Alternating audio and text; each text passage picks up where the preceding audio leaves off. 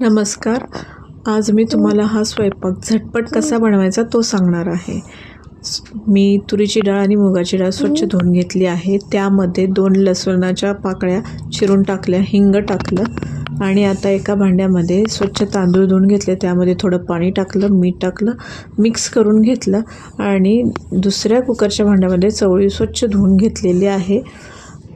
आणि मी आता हे एकाच कुकरमध्ये लावणार आहे. कुकरमध्ये थोडं खाली पाणी टाकलं, त्यामध्ये तांदळाचा डबा ठेवला आणि वरती चवळीचा डबा ठेवला. चवळी थोडीशी साईडला करून त्यामध्येच मी डाळीचा डबा ठेवलेला आहे आणि कुकरचं झाकण बंद केलं.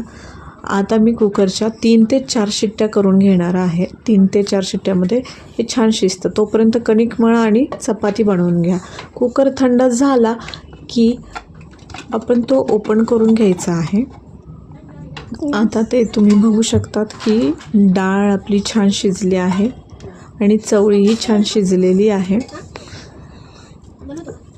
आणि आपला भातही आपला तयार झालेला आहे. आता आपण चवळी आणि डाळ फोडणीला दिली की आपलं झालं जेवण तयार.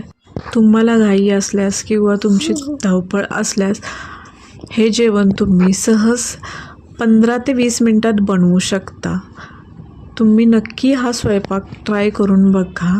पौष्टिक आणि चवदार आहे. सगळ्यांना आवडेल असा आहे. धन्यवाद.